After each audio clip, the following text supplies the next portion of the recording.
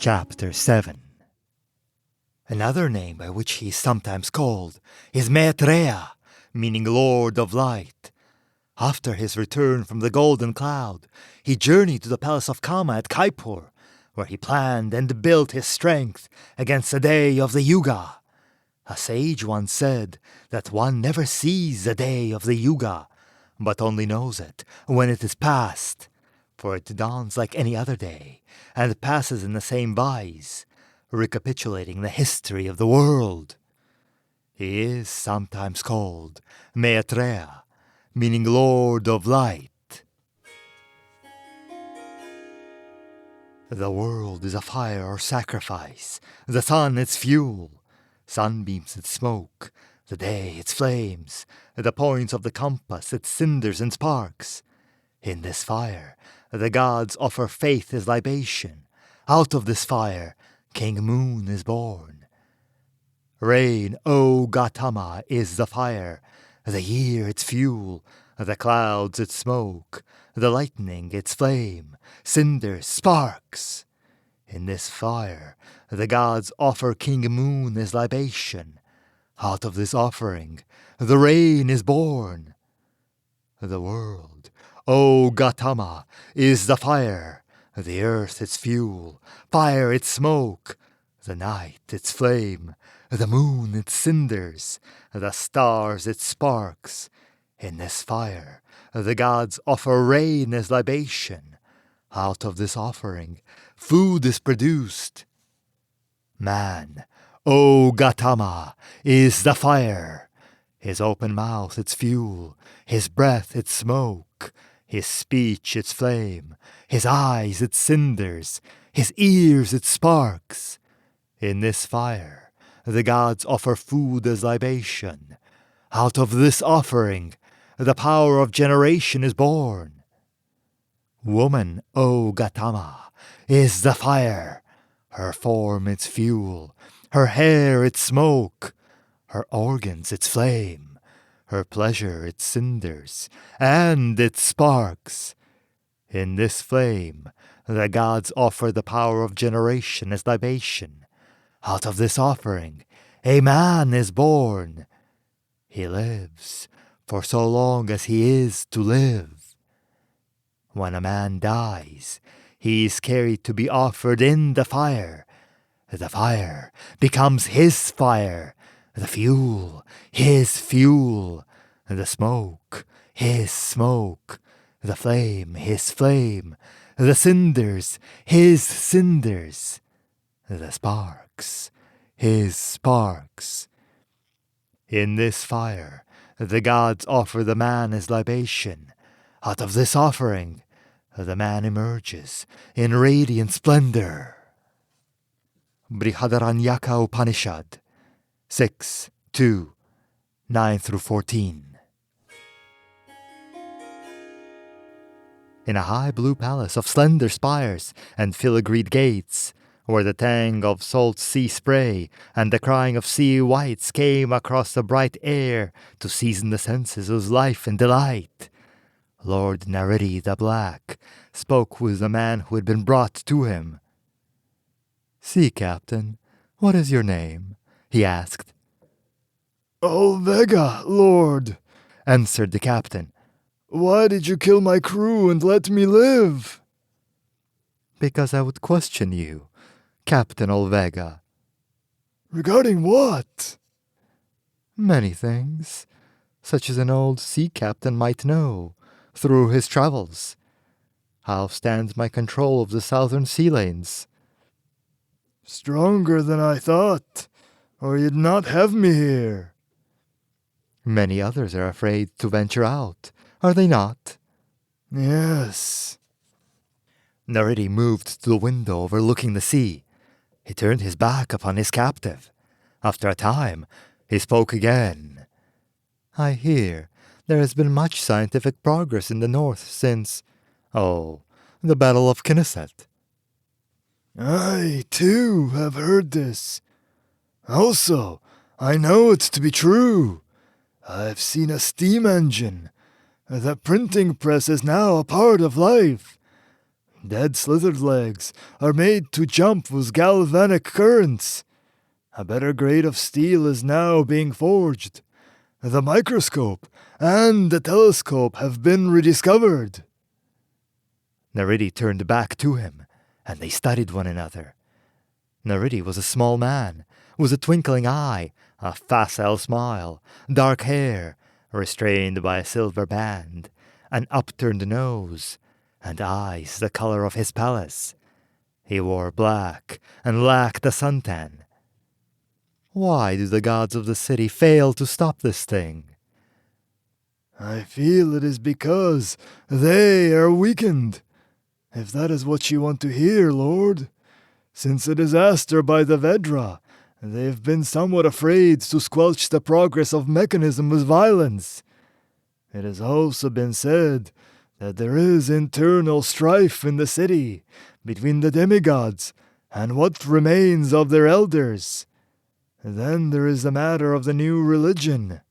Men no longer fear heaven so much as they used to. They are more willing to defend themselves, and now that they're better equipped, the gods are less willing to face them. Then Sam is winning. Across the years, he is beating them. Yes, Renfrew, I feel this to be true. Nariti glanced at the two gods who flanked Olvega.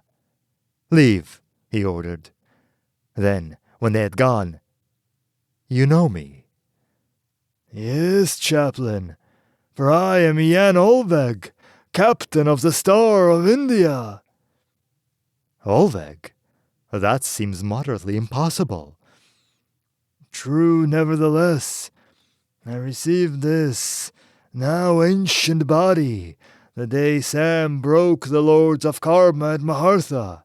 I was there. One of the first, and, yes, a Christian. Occasionally, when I run out of Hindi swear words. Nariti placed a hand on his shoulder. Then your very being must ache at this blasphemy they have wrought. I'm none too fond of them, nor they of me. I dare say, but of Sam. He did the same thing, compounding this plurality of heresies, burying the true word even deeper. A weapon, Renfrew, said Olveg. Nothing more. I'm sure he didn't want to be a god, any more than you or I. Perhaps, but I wish he had chosen a different weapon. If he wins, their souls are still lost. Olveg shrugged. I'm no theologian, such as yourself. But will you help me? Over the ages, I have built up a mighty force. I have men, and I have machines. You say our enemies are weakened? My soulless ones, born not of man or woman, they are without fear. I have sky gondolas, many. I can reach their city at the pole. I can destroy their temples here in the world. I think the time is at hand to cleanse the world of this abomination. The true faith must now come again. Soon. It must be soon. As I said, I'm no theologian, but I too would see the city fall, said Olveg. I will help you in any way I can. Then we will take a few of their cities and defile their temples to see what action this provokes. Olveg nodded. You will advise me. You will provide moral support, said Nariti, and bowed his head. Join me in prayer, he ordered. The old man stood for a long while outside the palace of Kama in Kaipur, staring at its marble pillars. Finally, a girl took pity on him and brought him bread and milk. He ate the bread. Drink the milk too, grandfather. It is nourishing and will help sustain thy flesh. Damn, said the old man. Damn the milk, and damn my flesh, my spirit also for that matter. The girl drew back. This is hardly the proper reply upon the receipt of charity." "It is not your charity to which I object, wench. It is your taste in beverages. Could you not spare me a draught of the foulest wine from the kitchen, that which the guests have disdained to order, and the cook will not even slop over the cheapest pieces of meat? I crave the squeezings of grapes, not cows." "Perhaps I could bring you a menu. Depart, before I summon a servant." He stared into her eyes. "Take not offense, lady, I pray. Begging comes hard to me." She looked into his pitch-dark eyes, in the midst of a ruin of wrinkles and tan. His beard was streaked with black. The tiniest smile played about the corners of his lips. "Well, follow me around to the side. I'll take you into the kitchen and see what can be found. I don't really know why I should, though." His fingers twitched as she turned, and his smile widened as he followed, watching her walk.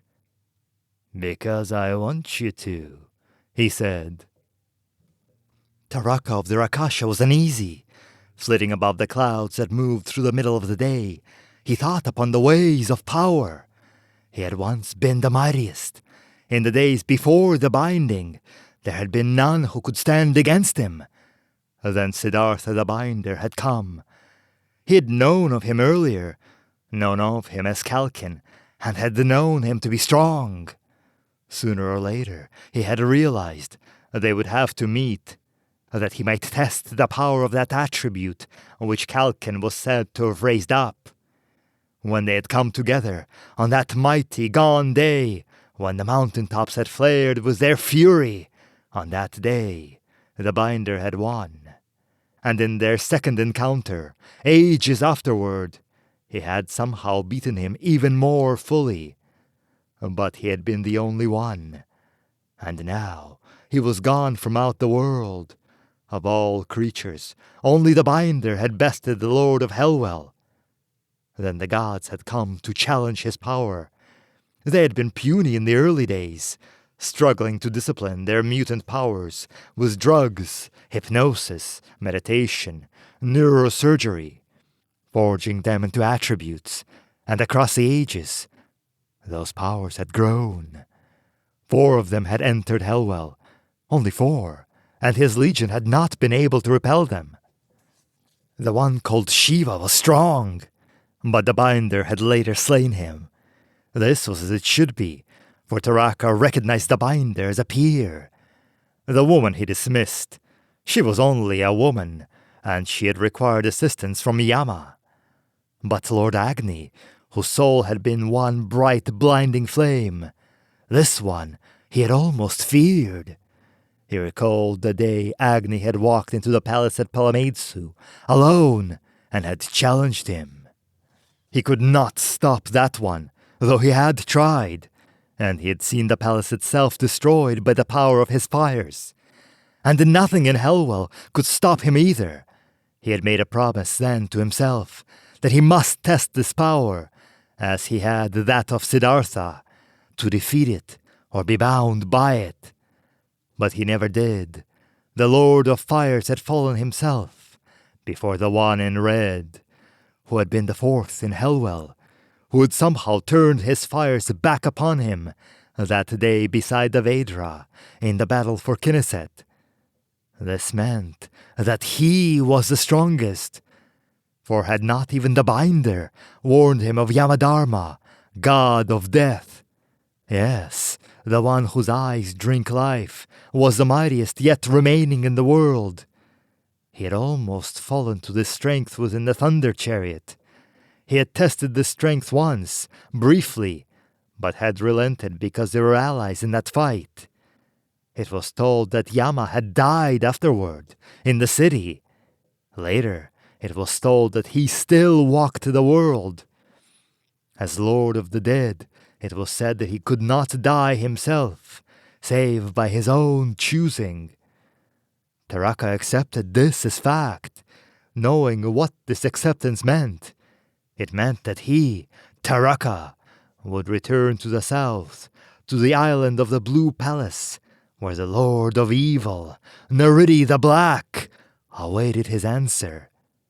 He would give his assent, starting at Mahartha and working northward from the sea.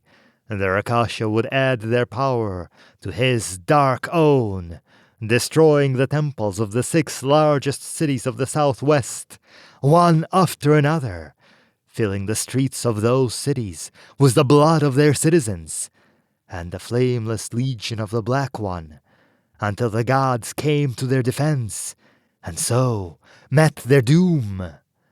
If the gods failed to come, then their true weakness would be known. The Rakasha would then storm heaven, and Neridi would level the celestial city.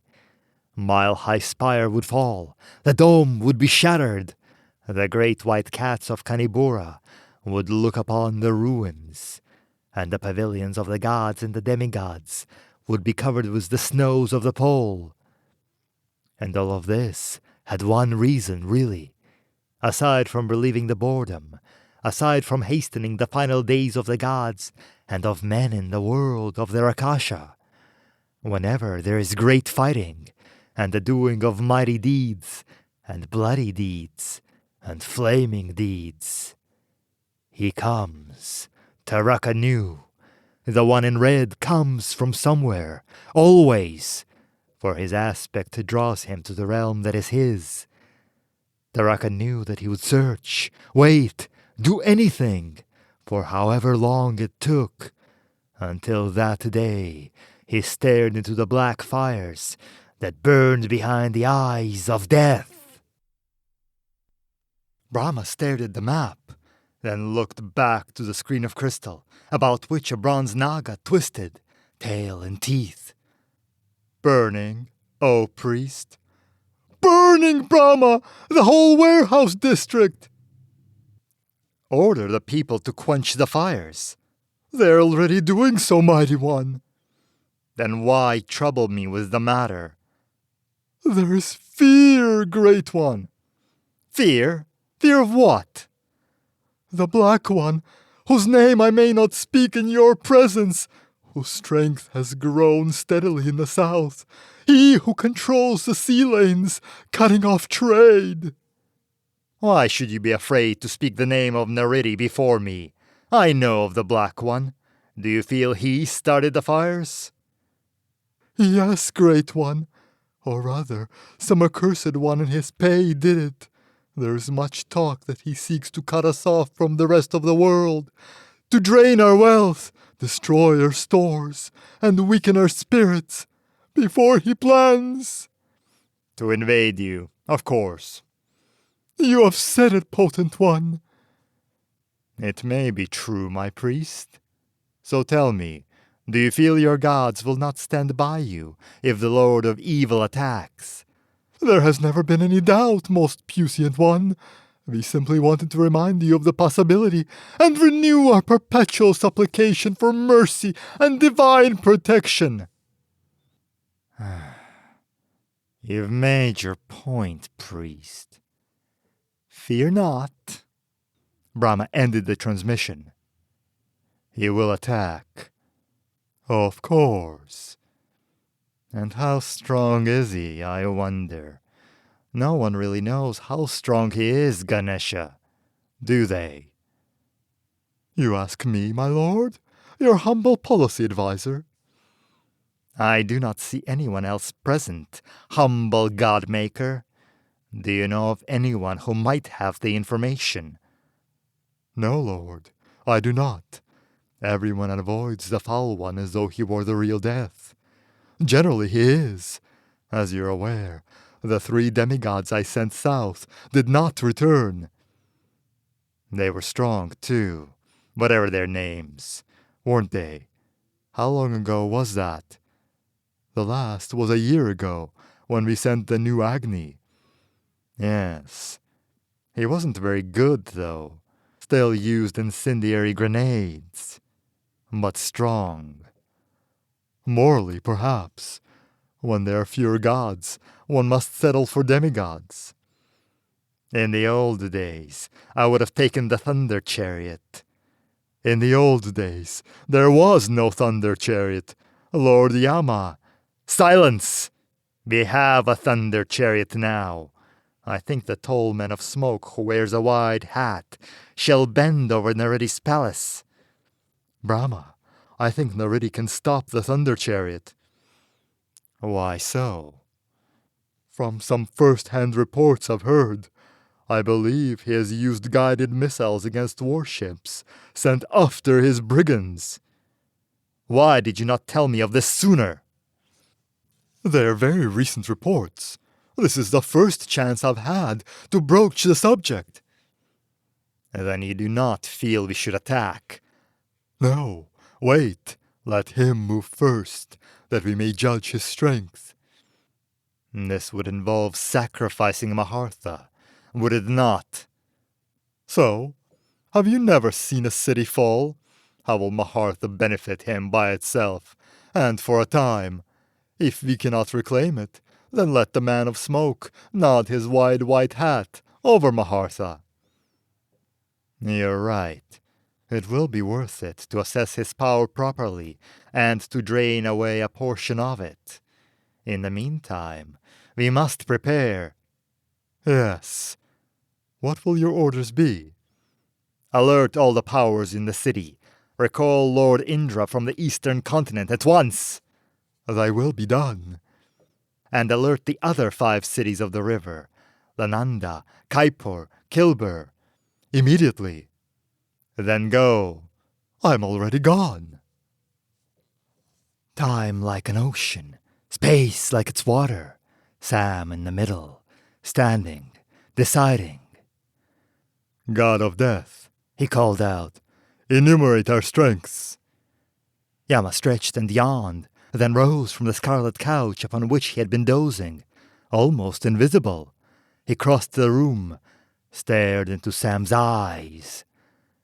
Without raising aspect, here is my attribute. Sam met his gaze, held it. This is an answer to my question? Partly, replied Yama, but mainly it was to test your own power. It appears to be returning. You bore my death gaze longer than any mortal could. I know my power is returning. I can feel it. Many things are returning now. During the weeks we have dwelt here in Ratri's palace, I have meditated upon my past lives. They were not all failures, Death God.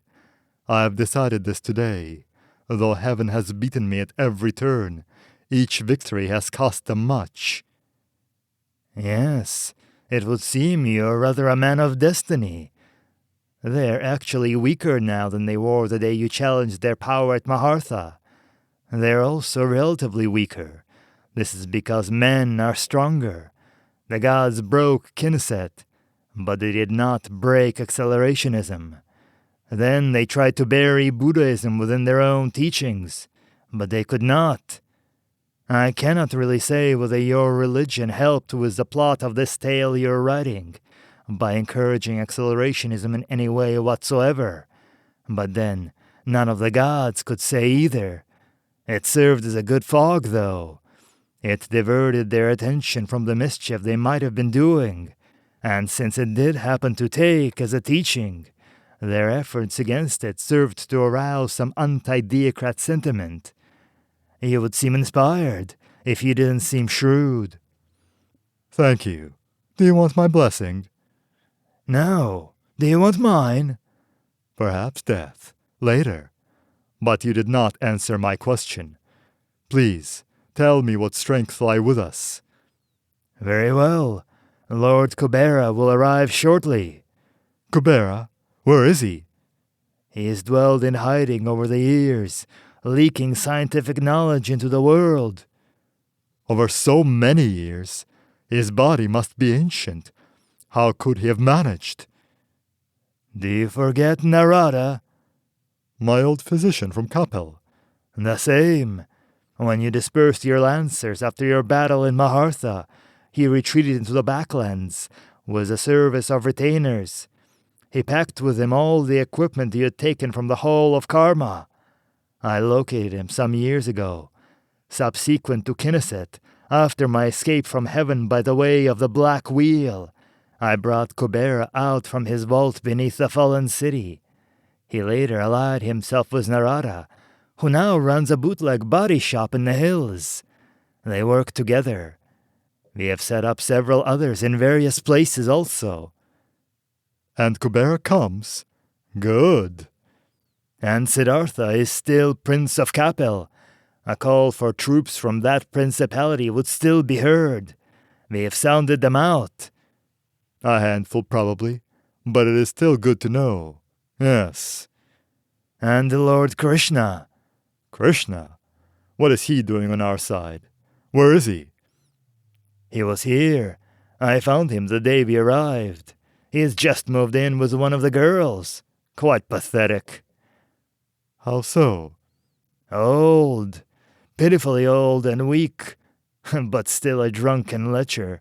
His aspect served him still, however, periodically summoning up some of his ancient charisma and a fraction of his colossal vitality. He had been expelled from heaven after Knesset, but because he would not fight against Kubera and myself, as did Agni, he has wandered the world for over half a century, drinking and loving and playing his pipes, and growing older. Kubera and I have tried several times to locate him, but he did considerable traveling. This is generally a requirement for renegade fertility deities. What good will he be to us? I sent him to Narada for a new body on the day I found him. He will be riding in with Kubera. His powers always take to the transfer quickly, too. But what good will he be to us? Do not forget that it was he who broke the black demon Bana, whom even Indra feared to face. When he is sober, he is one of the deadliest fighting men alive. Yama, Kubera, Krishna, and if you're willing, Kalkin. We will be the new Lokapalas, and we will stand together. I am willing. So be it then. Let them send a company of their trainee gods against us. I've been designing new weapons. It is a shame there must be so many separate and exotic ones. It is quite a drain on my genius to make each a work of art, rather than to mass-produce a particular species of offense. But the plurality of the paranormal dictates it. Someone always has an attribute to stand against any one weapon. Let them face, though, the Gehenna gun, and be fibrillated apart, or cross blades with the Electra sword, or stand against the fountain shield, with its spray of cyanide and dimethyl sulfoxide, and they will know that it is the Lokapalas they face. I see now, Death, why it is that any god, even Brahma, may pass and be succeeded by another, save for yourself. Thank you.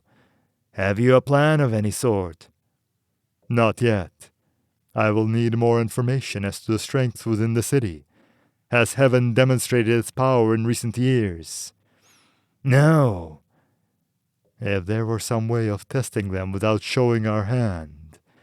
Perhaps the Rakasha. No, Sam. I do not trust them.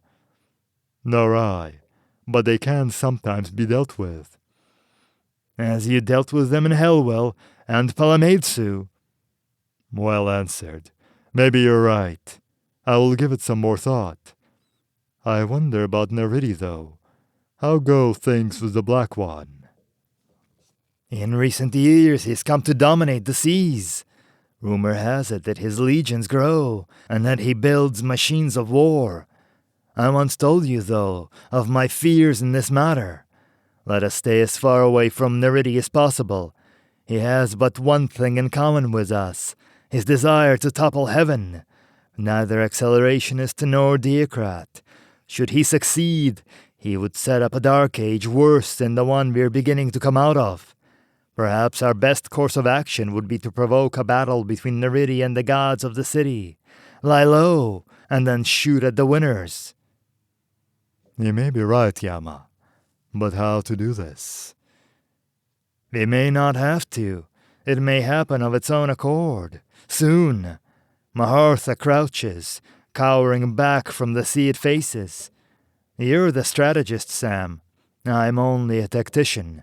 We brought you back to tell us what to do. Pray, think about it carefully, now that you are yourself once more. You're always stressing those last words. Yeah, preacher, for you've not been battle-tested since you returned from bliss. Tell me, can you make the Buddhists fight? Probably, but I might have to assume an identity I now find distasteful. Well, perhaps not. Keep it in mind, in case you're hard put. To be safe, though, practice every night in front of the mirror was that aesthetic lecture you gave back at Rotry's monastery. I'd rather not. I know, but do it anyway. Better I should practice with a blade. Fetch me one, and I'll give you a lesson. Oh, fair enough. Make it a good lesson, and you've got yourself a convert. Then let us adjourn to the courtyard, where I will proceed to enlighten you. As within the blue palace, Nariti raised his arms. The rocket screamed skyward from the decks of his launch ships to arc above the city of Mahartha. As his black breastplate was buckled into place, the rockets came down upon that city, and the fires began. As he donned his boots, his fleet entered into the harbor. As his black cloak was clasped about his throat, and his black steel helm placed upon his head, his sergeants began a soft drumbeat beneath the decks of his ships. As his sword belt was hung about his waist, the soulless one stirred within the holds of the vessels.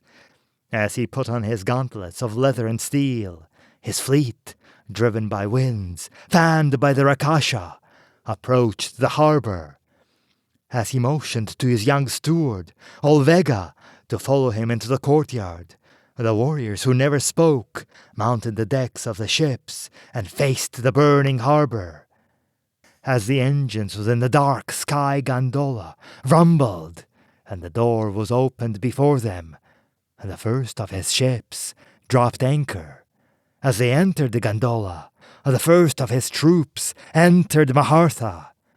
And when they reached Mahartha, the city had fallen.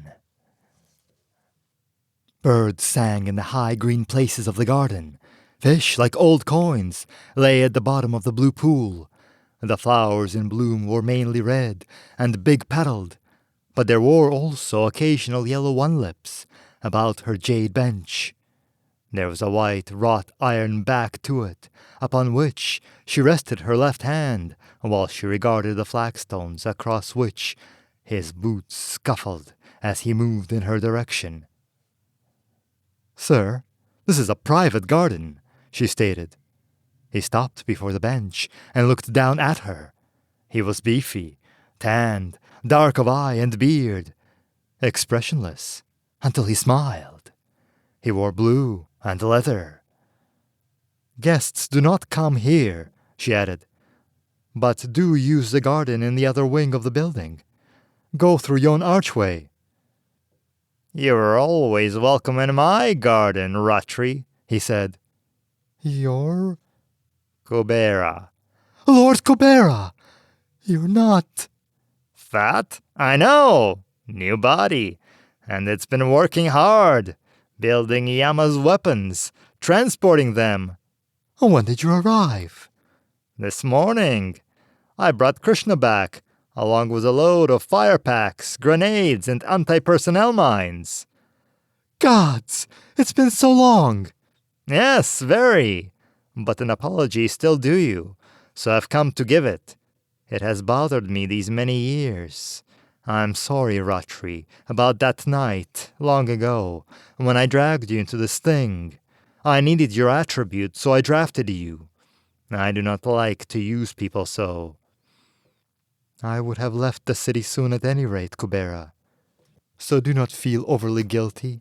I should prefer a more comely form, though, than this which I now wear. This is not essential, however." "I'll get you another body, lady." Another day, Kubera. Pray, sit down. Here. Are you hungry? Are you thirsty? Yes, and yes. Here's fruit and soma. Or would you prefer tea? Soma, thank you. Yama says Sam has recovered from his sainthood. Good. The need for him is growing. Has he made any plans yet for us to act upon? Yama has not told me, but perhaps Sam has not told Yama. The branches shook violently in a nearby tree, and Tak dropped to the ground, landing on all fours. He crossed the flagstones and stood beside the bench. "All this talk has awakened me," he growled. "Who is this fellow, Ratri?" "Lord Kubera, Tak." "If thou beest he, then oh, how changed!" said Tak. And the same might be said of yourself, Tak of the archives. Why are you still an ape? Yama could transmigrate you. "I am more useful as an ape," said Tak. "I'm an excellent spy, far better than a dog. I am stronger than a man, and who can tell one ape from another? I will remain in this form until there is no longer any need for my special services." Commendable. Has there been any further news of Naridi's movements? "His vessels move nearer the large port than was their wont in the past," said Tak. "There appear to be more of them also. Beyond this, nothing. It would seem the gods fear him, for they do not destroy him." Yes, said Kubera. For now he's an unknown. I'm inclined to think of him as Ganesha's mistake. It was he who permitted him to leave heaven unmolested, and to take what equipment he did with him. I think Ganesha wanted someone available as an enemy of heaven, should the need for one ever arise in a hurry. He must have never dreamed a non-technical could have put the equipment to the uses he did, and built up the force he now commands. "There is logic to what you say," said Ratri. "Even I have heard that Ganesha always moves in such a manner. What will he do now?" Give Naredi the first city he attacks, to observe his means of offense and assess his strength. If he can persuade Brahma to hold back, then strike at Naredi. Mahartha must fall, and we must stand near. It would be interesting even to watch. "But you feel we will do more than watch?" asked Tak. Indeed. Sam knows we must be on hand to make more pieces of the pieces than to pick some up. You'll have to move as soon as someone else does, Tak, which may be soon. "At last," said Tak. "I've always wanted to go to battle at the side of the binder." In the weeks to come, I'm certain that almost as many wishes will be granted as broken. "More soma, more fruit." Thank you, Ratri. "And you, Tak?" A banana, perhaps." Within the shadow of the forest, at the peak of a high hill, Brahma sat like a statue of a god mounted upon a gargoyle, staring downward into Mahartha. They defile the temple. "Yes," answered Ganesha. "The Black One's feelings have not changed over the years. In a way, it is a pity. In another way, it is frightening. His troops had rifles and sidearms." "Yes, they're very strong. Let us return to the gondola." "In a moment." "I fear, Lord, that he may be too strong at this point." "What do you suggest?" "They cannot sail up the river. If they would attack Lananda, they must go over land." "True, unless he has sufficient sky vessels." "And if they would attack Kaipur, they must go even further." Aye, and if they would attack Kilbar, they must go further yet. Get to your point. What are you trying to say?" "The farther they go, the greater their logistic problems, the more vulnerable they become to guerrilla tactics along the way."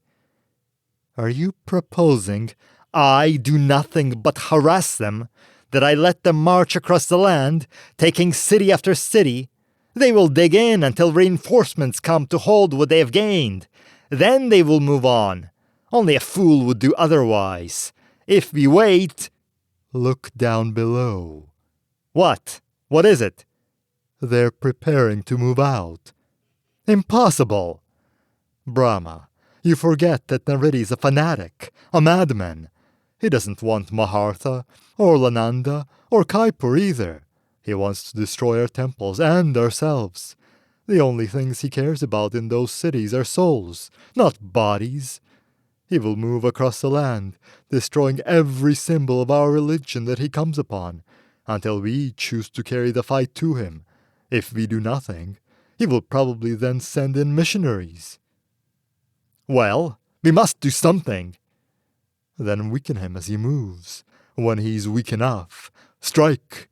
Give him Lananda, Kaipur too if necessary, even Kilbar and Hamza. When he's weak enough, smash him. We can spare the cities. How many have we destroyed ourselves? You cannot even remember."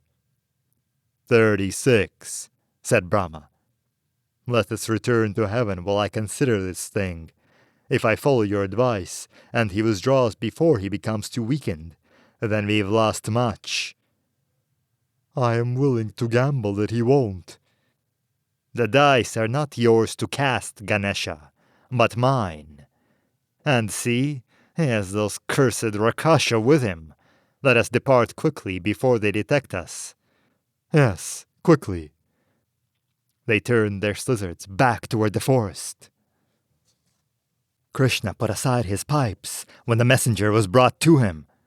"Yes?" he asked. "Mahartha has fallen." Krishna stood. "And Naridi prepares to march upon Ananda." "What have the gods done in defense?"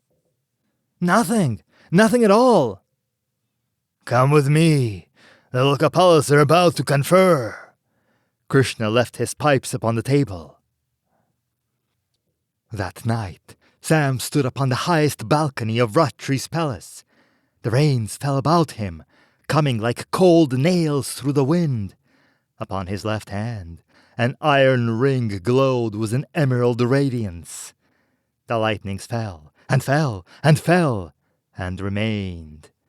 He raised his hand, and the thunders roared and roared, like the death cries of all the dragons who might ever have lived, sometime, somewhere.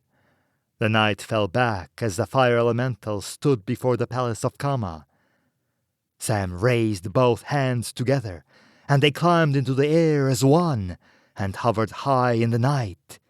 He gestured, and they moved above Kaipur, passing from one end of the city to the other. Then they circled. Then they split apart, and danced within the storm. He lowered his hands. They returned, and stood once more before him. He did not move. He waited. After 100 heartbeats, it came and spoke to him out of the night. "Who are you to command the slaves of the Rakasha?" "Bring me Taraka," said Sam. "I take orders from no mortal." "Then look upon the flames of my true being, ere I bind you to yon metal flagpole, for as long as it shall stand." "Binder, you live!" "Bring me Taraka," he repeated. "Yes, Siddhartha, thy will be done." Sam clapped his hands, and the elementals leapt skyward, and the night was dark about him once more. The Lord of Hellwell took upon him a man-like form, and entered the room where Sam sat alone. "The last ever I saw of you was upon the day of the great battle," he stated. "Later, I heard that they had found a way of destroying you." "As you can see, they did not." "How came you into the world again?" "Lord Yama fetched me back, the one in red." "His power is indeed great." "It proved sufficient. How go things with the Rakasha these days?" "Well, we continue your fight." "Really? In what ways?" VII, your old ally, the Black One, Lord Nariti, in his campaign against the gods. I suspected this. It is the reason I've contacted you. You wish to ride with him? I have thought it over carefully, and despite my comrade's objections, I do wish to ride with him, provided he will make an agreement with us. I want you to carry my message to him. What is the message, Siddhartha? The message is that the Lokapalas, these being Yama, Krishna, Kubera, and myself, will ride to battle with him against the gods, bringing all our supporters, powers, and machineries to bear upon them. If he will agree not to war against the followers of either Buddhism or Hinduism, as they exist in the world, for the purposes of converting them to his persuasion, and further, that he will not seek to suppress accelerationism, as the gods have done, should we prove victorious. Look upon his flames as he speaks his answer, and tell me whether he speaks it true. Do you think he will agree to this, Sam? I do. He knows that if the gods were no longer present to enforce Hinduism as they do, then he would gain converts. He can see this from what I have managed to do with Buddhism, despite their opposition. He feels that his way is the only right way, and that it is destined to prevail in the face of competition. I think he would agree to fair competition for this reason. Take him my message, and bring me his answer. All right? Taraka wavered. His face and left arm became smoke. Sam? What?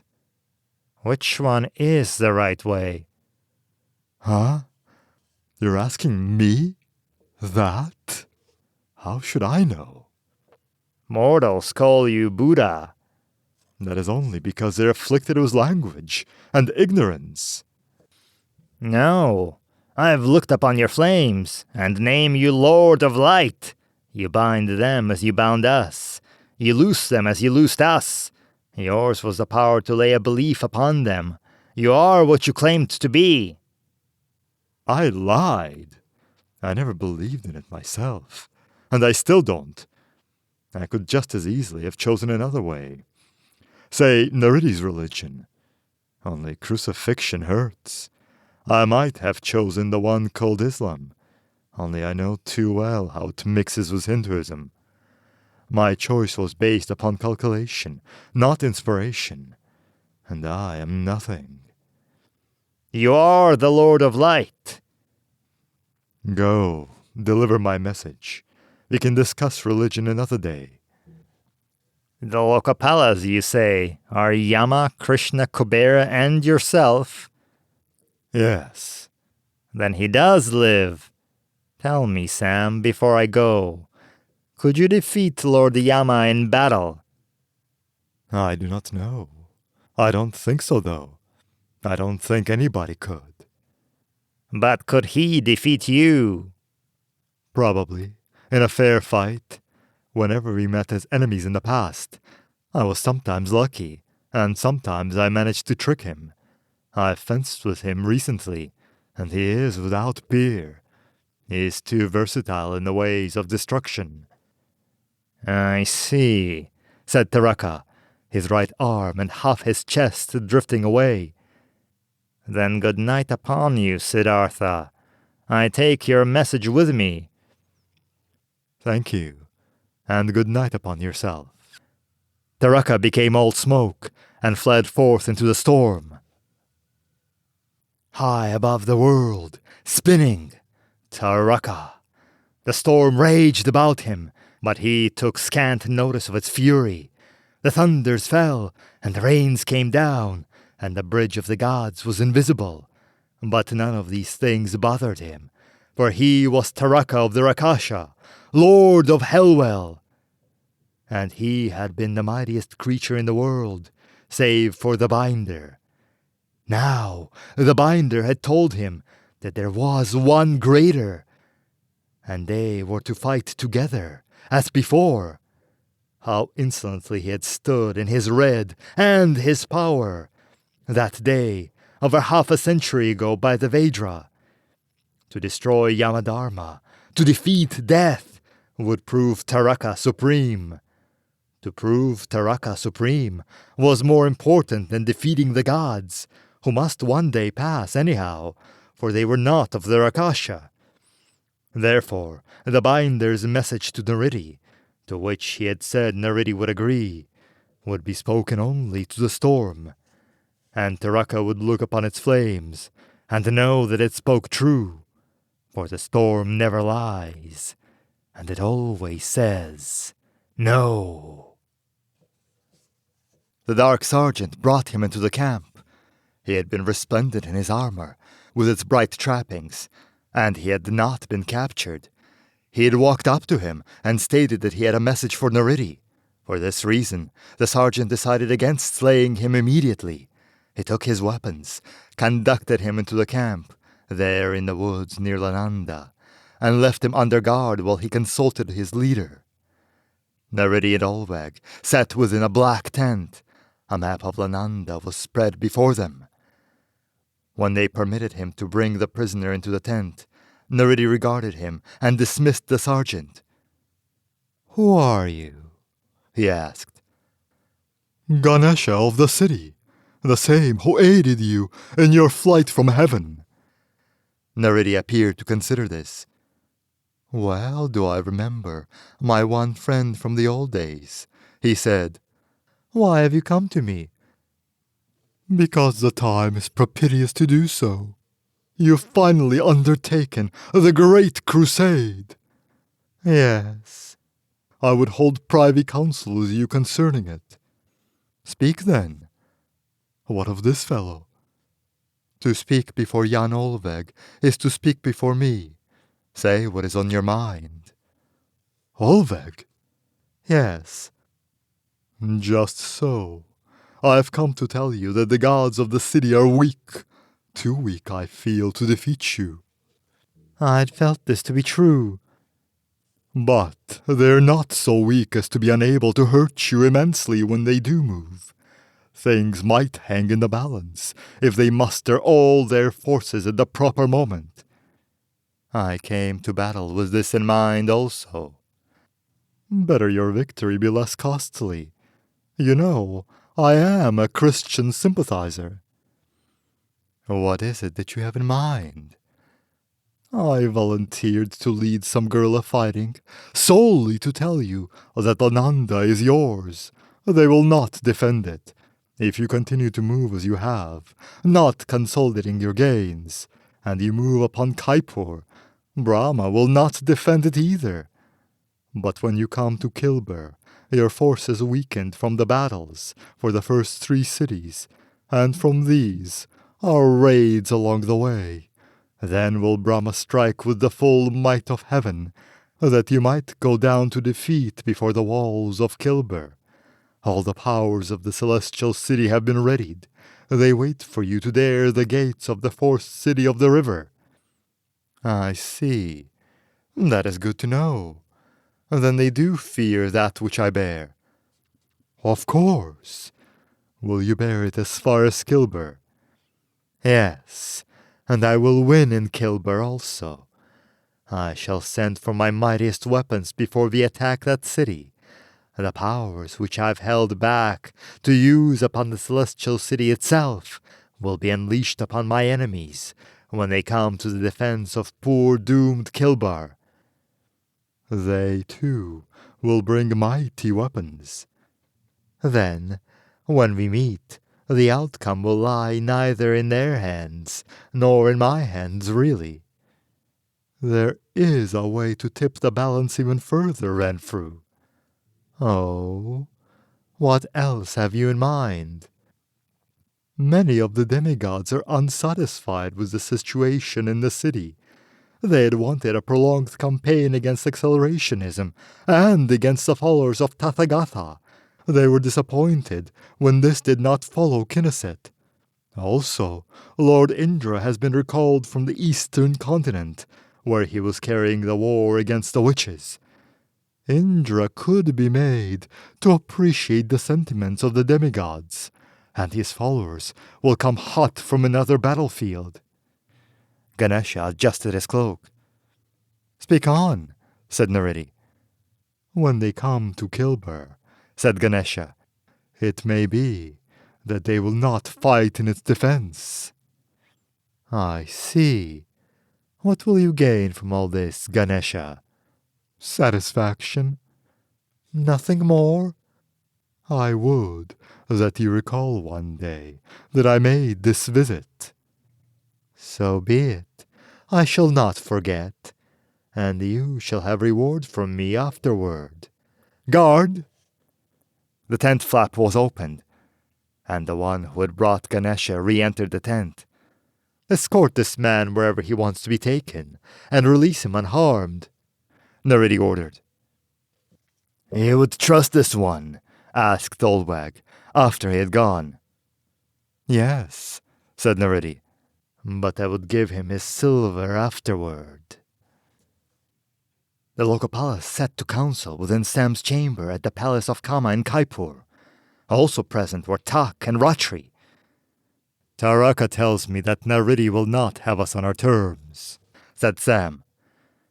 Good, said Yama. I have feared he would agree. And in the morning they attack Lananda. Taraka feels they will take the city. It will be a little more difficult than Mahartha was, but he is certain they will win. I am too. And I. And I. Then he will move on to this city, Kaipur, then Kilber, then Hamza, then Gayatri. Somewhere along this route, he knows the gods will move against him. Of course. So, we are in the middle, and we have several choices before us. We could not make a deal with Nariti. Do you think we could make one with heaven? No, said Yama, slamming his fist upon the table. Which side are you on, Sam? Acceleration, he replied. If it can be procured through negotiation, rather than unnecessary bloodshed, so much the better. I'd rather deal with Nariti than heaven. So let us vote upon it as we did upon making contact with Nariti. And you require only one assent to win? Those were my terms upon entering the Lokopalas. You asked me to lead you, so I require the power to break a tie. Let me explain my reasoning, though, before we talk of a vote. Very well. Talk! Heaven has, in recent years, developed a more liberal attitude toward acceleration, as I understand it. There's been no official change of position, but no steps have been taken against acceleration either, presumably because of the beating they took at Kinniset. Am I not correct? Essentially, said Kubera. It seems that they have decided such action would be too costly every time science rears its ugly head. There were people, humans, fighting against them in that battle, against heaven. And people, unlike ourselves, have families, have ties which weaken them, and they're bound to keep a clean karmic record if they desire rebirth. Still, they fought. Accordingly, heaven has been moved to greater lenience in recent years. Since this is a situation as it actually exists, they have nothing to lose by acknowledging it. In fact, they could make it show to their favor, as a benign gesture of divine graciousness. I think they would be willing to make the concessions Nariti would not. I want to see heaven fall, said Yama. Of course, so do I. But think carefully. Just with what you've given to humans over the past half-century, can heaven hold this world in fief much longer? Heaven fell that day at Kinniset. Another generation, perhaps two, and its power over mortals will have passed. In this battle with Nariti, they will be heard further, even in victory. Give them a few more years of decadent glory. They become more and more impotent with every season. They have reached their peak.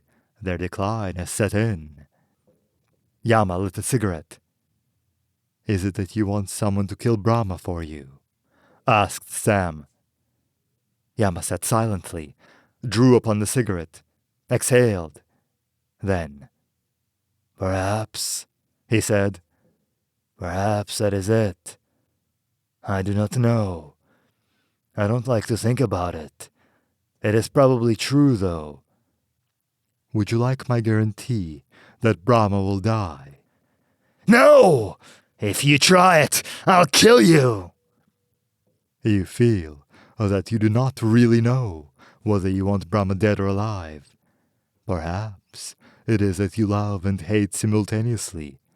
You were old before you were young, Yama, and she was the only thing you ever cared for. Am I right?" "Yes." "Then I have no answer for you, for your own troubles. But you must separate yourself this much from the problem at hand." "All right, Siddhartha. I vote to stop Nariti here at Kaipur. If heaven will back us." "Does anybody have any objections to this?" There was silence. "Then let us journey to the temple and commandeer its communications unit." Yama put out his cigarette. "But I will not speak with Brahma," he said. "I'll do the talking," said Sam. Ili, the fifth note of the harp, buzzed within the garden of the purple lotus. When Brahma activated the screen within his pavilion, he saw a man who wore the blue-green turban of Urath. "Where's the priest?" asked Brahma. "Tied up outside. I can have him dragged in, if you'd like to hear a prayer or two." "Who are you that wears the turban of the first and goes armed in my temple?" "I have a strange feeling of having been through all this once before," said the man. "Answer my questions." "Do you want Nariti stopped, lady? Or do you want to give him all the cities along the river?" "You try the patience of heaven, mortal. You shall not leave the temple alive." "Your threats of death mean nothing to the chief of the Lokapalas, Kali." "The Lokapalas are no more, and they had no chief." "You look upon him, Durga." "Yama, is that you?" "No, but he is here with me, as are Krishna and Kubera." "Agni is dead. Every new Agni has died since—" "Knesset, I know, Candy. I was not a member of the original team. Riled didn't kill me. The phantom cat who shall remain nameless did a good job. But it wasn't good enough. And now I've crossed back over the bridge of the gods. The Lokapalas have chosen me as their leader. We will defend Kaipur and break Nariti, if heaven will help us." "Sam, it couldn't be you." "Then call me Kalkin, or Siddhartha, or Tathagata, or Mahasamatman, or Binder, or Buddha, or Maitreya. It's Sam, though.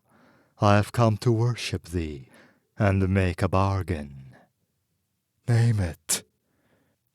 "Men have been able to live with heaven, but Nariti is another matter. Yama and Kubera have brought weapons into the city. We can fortify it and whip up a good defense. If heaven will add its power to our own, Nariti will meet his downfall at Kaipur. We will do this, if heaven will sanction accelerationism and religious freedom, and end the reign of the lords of karma." "That's quite a bit, Sam." "The first two merely amount to agreeing to something that does exist, and has a right to do so. The third will come to pass, whether you like it or not. So I'm giving you a chance to be graceful about it." "I'll have to think." "Take a minute. I'll wait. If the answer is no, though, we'll pull out and let Renfrew have this city, defile this temple.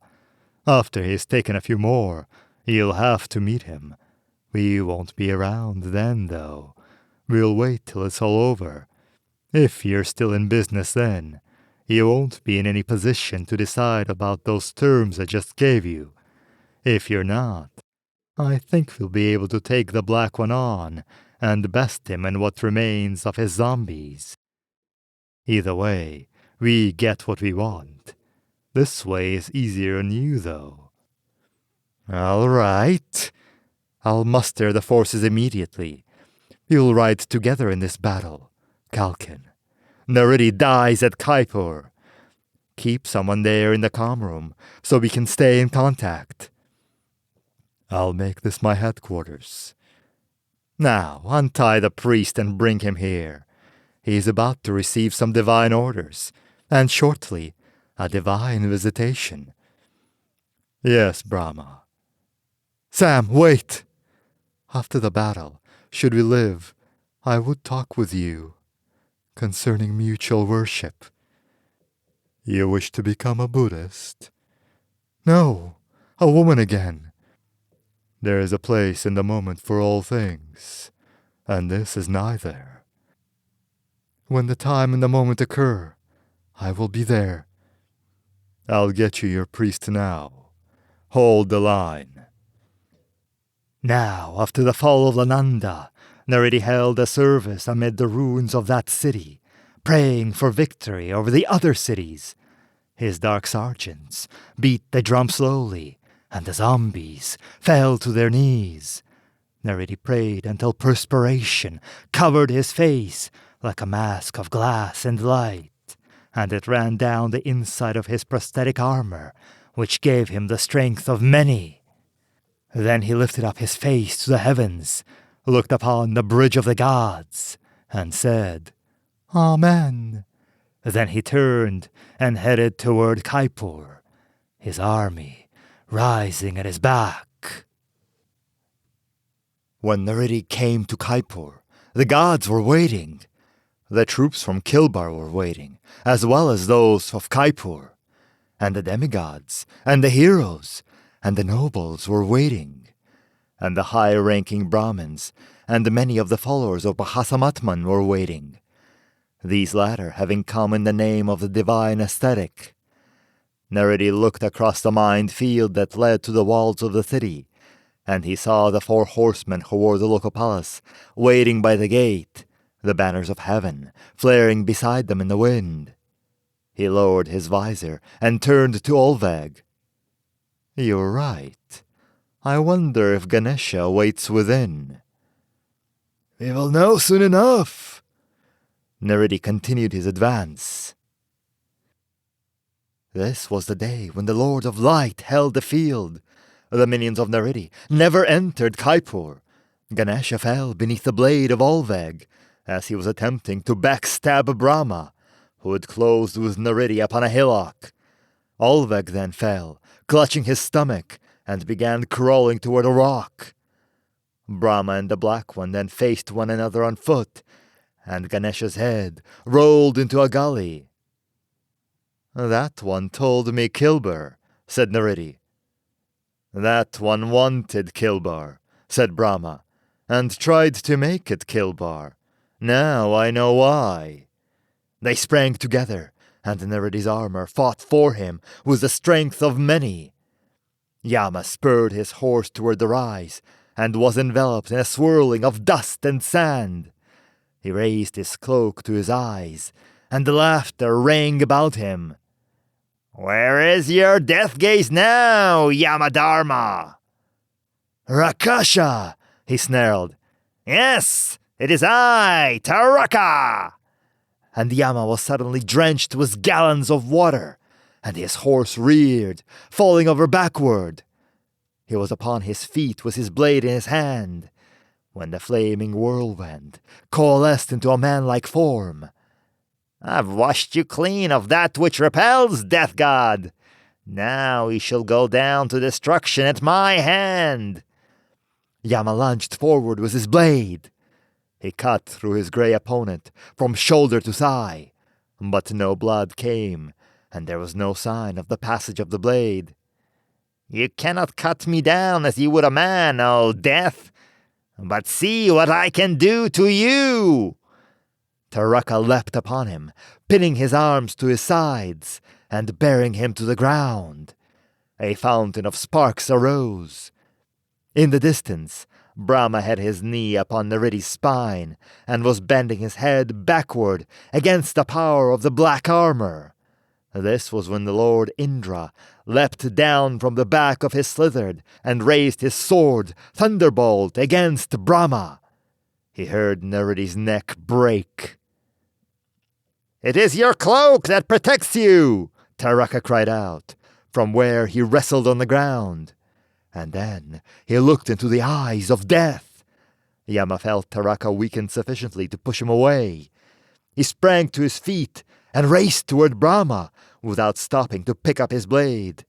There on the hill, Brahma parried Thunderbolt again and again, blood spurting from the stump of his severed left arm and streaming from wounds of the head and chest. Naredi held his ankle in a grip of steel. Yama cried out as he charged, drawing his dagger. Indra drew back, out of range of Brahma's blade, and turned to face him. "A dagger against Thunderbolt, Red One?" he asked. "Aye," said Yama, striking with his right hand and dropping the blade into his left for the true strike. The point entered Indra's forearm. Indra dropped Thunderbolt and struck Yama in the jaw. Yama fell, but he swept Indra's legs out from under him, carrying him to the ground. His aspect possessed him completely then, and as he glared, Indra seemed to wither beneath his gaze. Taraka leapt upon his back just as Indra died. Yama tried to free himself, but it felt as if a mountain lay across his shoulders. Brahma, who lay beside Naredi, tore off his harness, which had been soaked with demon repellent. With his right hand, he cast it across the space that separated them, so that it fell beside Yama. Taraka withdrew, and Yama turned and gazed upon him. Thunderbolt then leapt up from where it had fallen upon the ground, and sped toward Yama's breast. Yama seized the blade with both hands, its point inches away from his heart. It began to move forward, and blood dripped from the palms of his hands and fell upon the ground. Brahma turned a death gaze upon the Lord of Hellwell, a gaze that drew now upon the force of life itself within him. The point touched Yama. Yama threw himself to the side, turning, and it gouged him from breastbone to shoulder as it passed. Then his eyes were two spears, and the Rakasha lost its man-like form and became smoke. Brahma's head fell upon his breast. Taraka screamed as Siddhartha rode toward him upon a white horse, the air crackling and smelling of ozone. "Now, Binder, hold your power! My death belongs to Yama!" "Oh, foolish demon," said Sam. "It need not have been." But Taraka was no more. Yama fell to his knees beside Brahma and tied a tourniquet about what remained of his left arm. "Kali," he said, "don't die! Talk to me, Kali!" Brahma gasped, and his eyes flickered open, but closed again. "Too late," mumbled Naredi. He turned his head and looked at Yama. Or rather, just in time. "You're Azrael, aren't you? The angel of death." Yama slapped him, and the blood upon his hand was smeared across Naredi's face. "Blessed are the poor in spirit, for theirs is the kingdom of heaven," said Naredi. "Blessed are they that mourn, for they shall be comforted. Blessed are the meek, for they shall inherit the earth." Yama slapped him again. "Blessed are they which do hunger and thirst after righteousness, for they shall be filled. Blessed are the merciful, for they shall obtain mercy.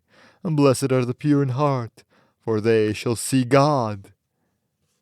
"And blessed are the peacemakers," said Yama, "for they shall be called the children of God. How do you fit into the picture, Black One? Whose child are you, to have wrought as you have done?" Naredi smiled and said, Blessed are they who are prosecuted for righteousness' sake, for theirs is the kingdom of heaven." "You're mad," said Yama, "and I will not take your life for that reason. Give it away yourself when you're ready, which should be soon." He lifted Brahma then in his arms, and began walking back toward the city. "Blessed are ye, when men shall revile you," said Nariti, "and prosecute you, and say all manner of evil things against you falsely, for my sake." "Water?" asked Sam, unstoppering his canteen and raising Nariti's head. Nariti looked at him, licked his lips, nodded slightly. He trickled the water into his mouth. "Who are you?" he asked. "Sam." You rose again." "It doesn't count," said Sam. "I didn't do it the hard way." Tears filled the Black One's eyes. "It means you'll win, though," he gasped.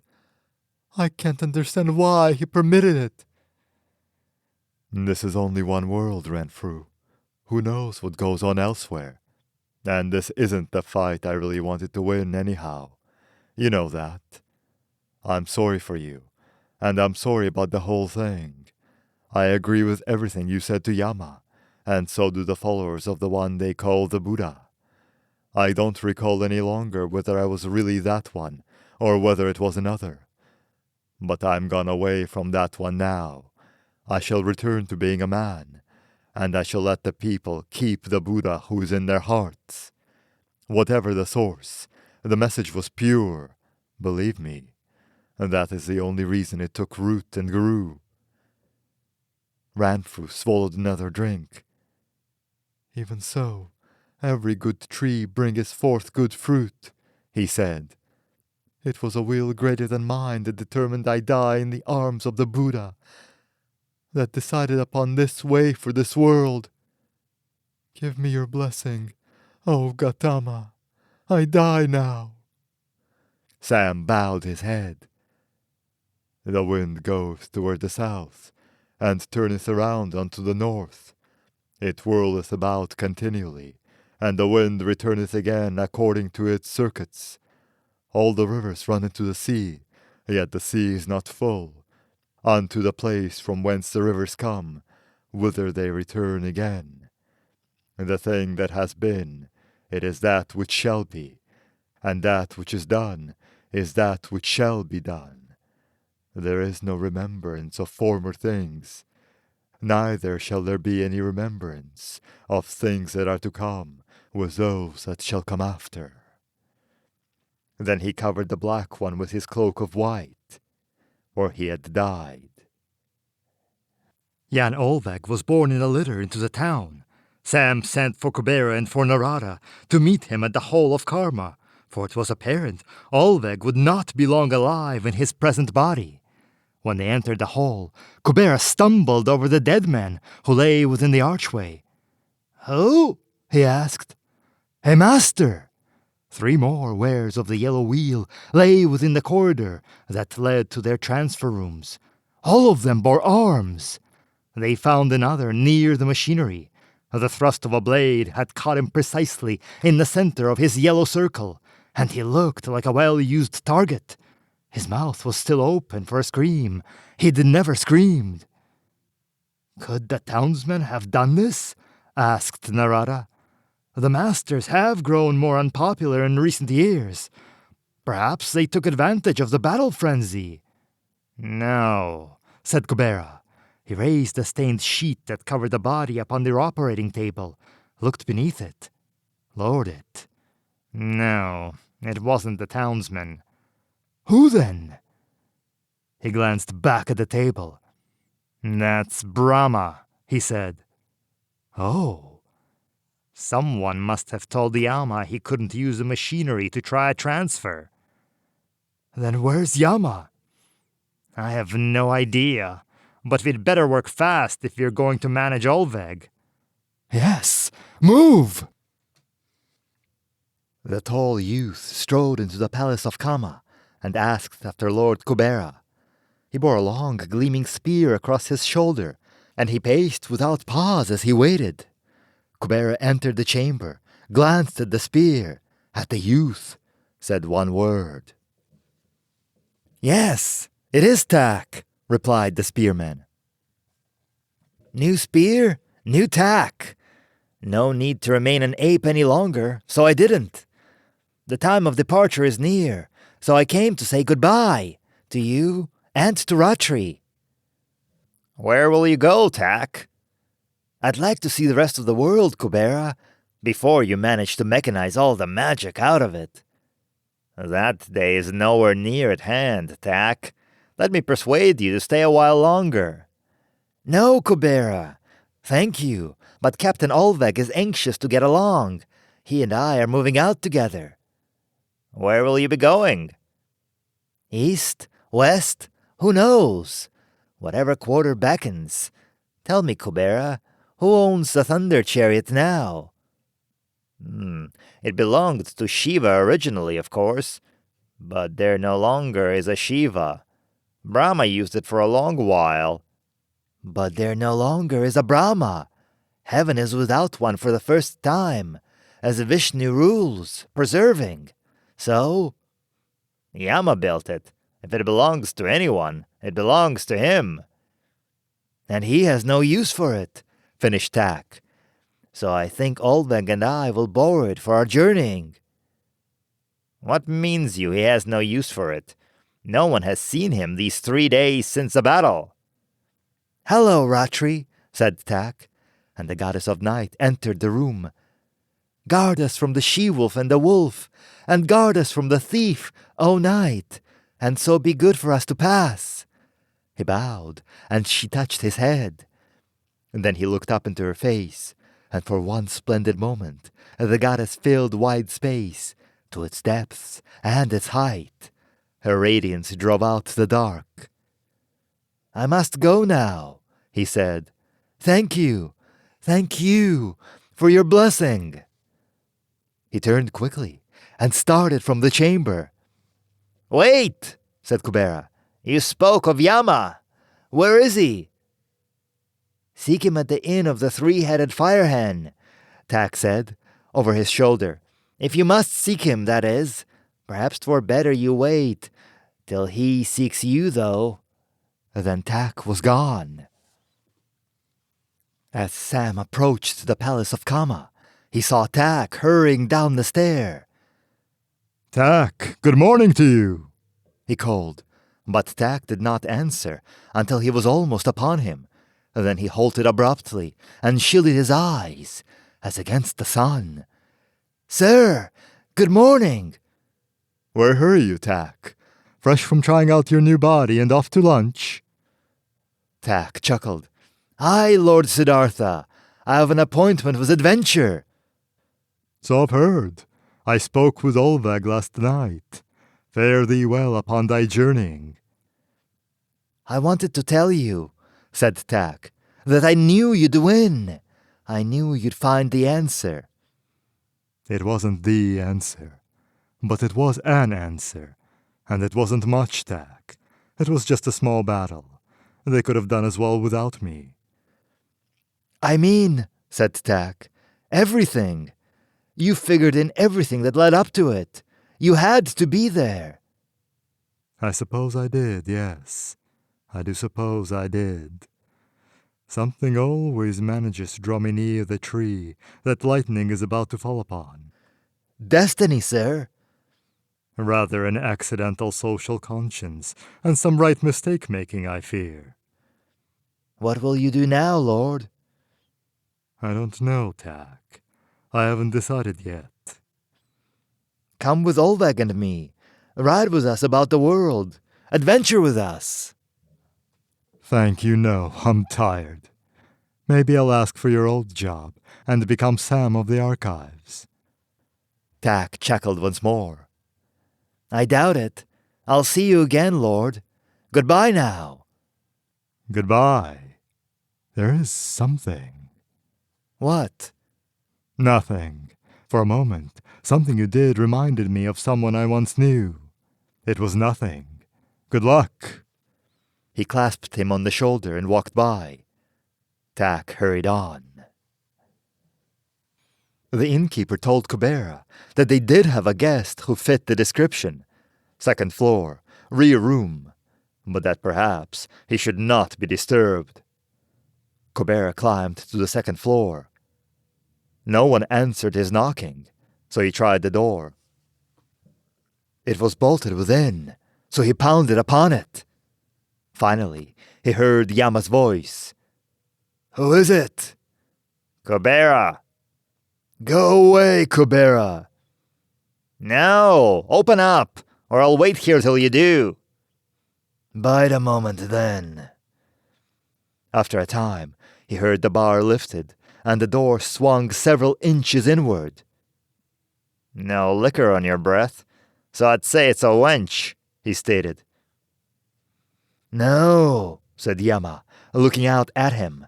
What do you want? To find out what's wrong. To help you if I can. You can't, Kubera. How do you know? I too am an artificer. Of a different sort, of course. Yama appeared to consider this. Then he opened the door and stepped aside. Come in, he said. The girl sat on the floor, a heap of various objects before her. She was scarcely more than a child, and she hugged a brown and white puppy and looked at Kubera with wide, frightened eyes, till he gestured, and she laughed. Kubera, said Yama. Kubra, said the girl. She's my daughter, said Yama. Her name is Murga. I never knew you had a daughter. She's retarded. She suffered some brain damage. Congenital or transfer effect? Asked Kubera. Transfer effect. I see. She is my daughter, repeated Yama. Murga. Yes, said Kubera. Yama dropped to his knees at her side and picked up a block. Block, he said. Block, said the girl. He held up a spoon. Spoon, he said. Spoon, said the girl. He picked up a ball and held it before her. Ball, he said. Ball, said the girl. He picked up the block and held it before her again. Ball, she repeated. Yama dropped it. Help me, Kubera, he said. I will, Yama. If there's a way, we'll find it. He sat down beside him and raised his hands. The spoon came alive with spoonness, and the ball was ballness, and the block was blockness, and the girl laughed. Even the puppy seemed to study the objects. The Lokapalas are never defeated, said Kubera, and the girl picked up the block and stared at it for a long time before she named it. Now it is known that Lord Varuna returned to the Celestial City after Kaipur. The promotion system within the ranks of heaven began to break down at about this same time. The Lords of Karma were replaced by the Wardens of Transfer, and their function was divorced from the temples. The bicycle was rediscovered. 7 Buddhist shrines were erected. Neridi's palace was made into an art gallery and Kama pavilion. The festival of Alundil continued to be held every year, and its dancers were without equal. The Purple Grove still stands, tended by the faithful. Kubera remained with Ratri in Kaipur. Tak departed with Olveg in the Thunder Chariot for an unknown destination. Vishnu ruled in heaven. Those who prayed to the 7 Rishi thanked them for the bicycle and for the timely avatar of the Buddha, whom they named Maitreya, meaning Lord of Light, either because he could wield the lightnings or because he refrained from doing so. Others continued to call him Mahasamatman and said he was a god. He still preferred to drop the Maha and the Atman, however, and continued to call himself Sam. He never claimed to be a god. But then, of course, he never claimed not to be a god. Circumstances being what they were, neither admission could be of any benefit. Also, he did not remain with his people for a sufficient period of time to warrant much theological byplay. Several conflicting stories are told concerning the days of his passing. The one thing that is common to all the legends is that a large red bird with a tail thrice the length of its body came to him one day at dusk, as he rode upon his horse beside the river. He departed Kaipur before sunrise the following day, and was not seen again. Now some say the occurrence of the bird was coincidental with his departure, but in no way connected with it. He departed to seek anonymous piece of a saffron robe, because he had finished the task for which he had returned, they say, and he was already tired of the noise and fame of his victory. Perhaps the bird reminded him how quickly such brightness passes, or perhaps it did not, if he had already made up his mind. Others say that he did not take up the robe again, but that the bird was a messenger of the powers beyond life, summoning him back again to the peace of nirvana, to know forever the great rest, the perpetual bliss, and to hear the songs the stars sing upon the shores of the great sea. They say he has crossed beyond the bridge of the gods. They say he will not return. Others say that he took upon him a new identity, and that he walks among mankind still, to guard and guide in the days of strife, to prevent the exploitation of the lower classes by those who come into power. Others still say that the bird was a messenger, not of the next world, but of this one, and that the message it bore was not meant for him, but for the wielder of the thunderbolt, Lord Indra, who had looked into the eyes of death. Such a bird as the red one had never been seen before, though their kind is now known to exist upon the eastern continent, where Indra had held battle against the witches. If the bird bore something like intelligence within its flaming head, it might have carried the message of some need in that far-off land. It must be remembered that the Lady Parvati, who had been either his wife, his mother, his sister, his daughter, or perhaps all of these to Sam, had fled to that place at the time the phantom cats looked upon heaven, to dwell there with the witches whom she counted as kin.